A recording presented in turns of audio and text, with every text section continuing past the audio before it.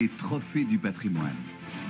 Et on ouvre une page spéciale Trophée du patrimoine à présent dans BFM Patrimoine. Plein feu sur cette 22e édition de ces trophées décernés dans le cadre du sommet BFM Patrimoine que vous avez pu suivre en direct tout au long de la journée d'hier sur notre antenne. Chaque année, les trophées de la gestion de patrimoine récompensent les compétences juridiques, financières des professionnels du conseil patrimonial exerçant ce métier depuis 3 ans, de jeunes professionnels ou des diplômés en gestion de patrimoine de moins de 26 ans. Sur ce plateau, Maître Jérôme Barré, bonjour. Bonjour. Vous Vincent. êtes avocat chez Franklin. On dit pas Franklin, on dit Franklin, c'est bien ça? Franklin. Ah d'accord. C'est chez Barré Associés aujourd'hui. Barré Associés. Oui. Félicitations. Merci. Et un des lauréats qui s'appelle Andy Bussaglia. Bonjour. Bonjour Andy, merci d'être avec nous.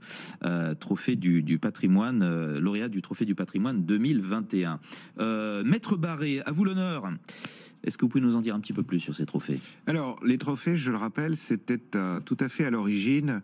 Le but, c'était de créer, développer le multiprofessionnalisme, c'est-à-dire rassembler ou réconcilier, s'ils étaient fâchés, le monde de la finance et le monde juridique et fiscal.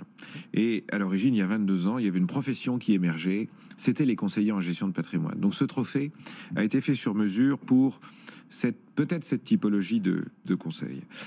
Il est apparu que, évidemment, on ne pouvait pas oublier les membres des réseaux, réseau bancaire, réseau assurance. On n'oubliait pas non plus les indépendants. Dans les indépendants, nous avons les conseillers en gestion de patrimoine, mais nous avons également les notaires, nous avons les avocats, nous avons eu des notaires d'ailleurs dans le passé qui ont gagné. À l'époque, on faisait un prix plus spécifiquement sur les aspects financiers. C'est bien un notaire qui a gagné. Vous le suivez depuis le début? Je le suis pas tout à fait depuis le début, mais compétition. D'accord. Après, je le suis depuis le début, mais je n'ai été bombardé, si je puis dire, président, qu'un peu plus tard. Et donc, cette année, comme toujours, deux parties dans l'épreuve. Une partie qu'on peut jouer en équipe, qui est un QCM. Voilà, quels étaient les cas proposés aux Alors, aux dans le candidats? QCM, vous avez d'abord une liste de questions extrêmement précises, fines. Vous devez répondre oui, non, avec des aspects juridiques et fiscaux et des aspects financiers. Là, c'est tout en vrac. C'est tout en vrac et jusqu'à maintenant, personne n'a jamais réussi à répondre, soit en juridique et fiscal, soit en financier à 100%, jamais. Un tiers de l'épreuve. Une fois qu'on est sélectionné parmi les premiers, 3 dans chaque catégorie, vous passez l'épreuve phare qui est le grand oral, qui est le plus impressionnant, puisqu'on vous demande de préparer pendant 10 minutes. Déjà, on est face à vous, donc c'est impressionnant. Monseigneur, vous pensez que je ne suis pas un terrible, au contraire. Non, justement, nous sommes très bienveillants. Nous sommes un ensemble de clients, donc des avocats, des notaires, des conseillers en gestion de patrimoine, des gens de tous ordres, dans les métiers qui nous concernent, du patrimoine, et qui sont chargés d'écouter la bonne parole que va nous répéter tout à l'heure Andy. Et le thème était l'histoire de Monsieur Pluton. Monsieur Pluton est un chef d'entreprise qui a pris un peu d'âge et qui voudrait vendre la totalité des titres de son entreprise. Qu'est-ce qu'il doit faire? Est-ce qu'il doit utiliser le régime de départ à la retraite? Est-ce qu'il peut utiliser des mécanismes d'apport? Ensuite, il se dit qu'il pourra aller en Italie, parce qu'en Italie, il pense aussi à la transmission. En Italie, on a des droits de succession ou de donation qui sont de 4%, quand bien même ses enfants seraient en France. Puis il y a des aspects pratiques. Dans les aspects pratiques, il a une résidence principale. Ses enfants ont grandi, la résidence est trop grande. S'il part à l'étranger, que se passe-t-il? Voilà le sujet qui était développé.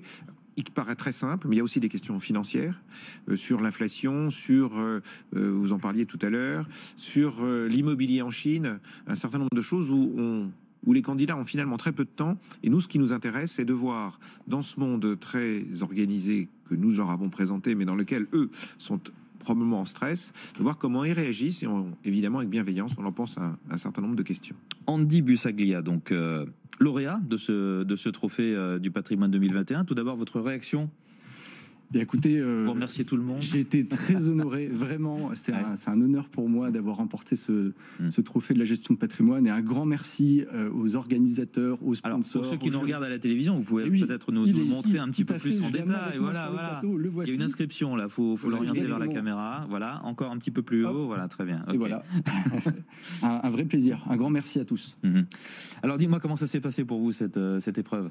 Très impressionnant, impressionnant, parce que il est vrai qu'on a l'habitude dans nos métiers d'être en face des clients, mais là, c'est vrai que c'est un petit peu particulier, puisque on a en face de nous 15 clients en même temps, finalement, tout le jury. On a un cas pratique où finalement, on a seulement 10 minutes pour préparer. En fait, on a juste le temps de le lire et on va dans la foulée faire la restitution. Donc, le sujet, vous nous l'avez dit, hein, c'est qui regroupe ce chef d'entreprise. Exactement, qui regroupe tous les sujets fiscaux, financiers, de l'international, de la macroéconomie, des marchés financiers. Donc il y avait vraiment un peu de tout.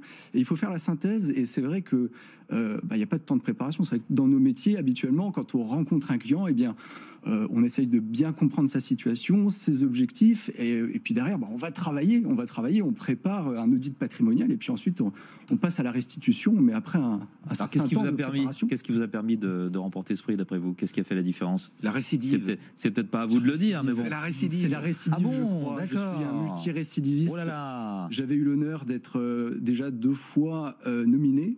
D'accord. Et cette année, eh bien, c'est la première fois que je remporte le trophée. Ça a été la bonne. Ouais. C'est le fait de récidiver et de persister qui m'a peut-être... Donc on peut se présenter plusieurs fois, mais est-ce qu'on peut gagner plusieurs fois? Oui. On peut Rien gagner, n'interdit. je crois que c'est 2 fois. D'accord. Mais pas plus de 2 et il faut... C'est comme les mandats présidentiels. Hein, voilà. Et on ne peut pas faire le championnat suivant. C'est-à-dire que il faut laisser passer une année. Il faut laisser passer une année. Donc vous allez vous reposer l'année prochaine. Je me reposerai et je ferai certainement partie du jury du coup. Qu'est-ce que vous a... Ah oui. Qu'est-ce que vous a... C'est automatique, ça? Oui. Ouais. Qu'est-ce que ça vous a apporté, vous diriez, cette compétition que vous avez fait plusieurs fois et que vous venez de remporter?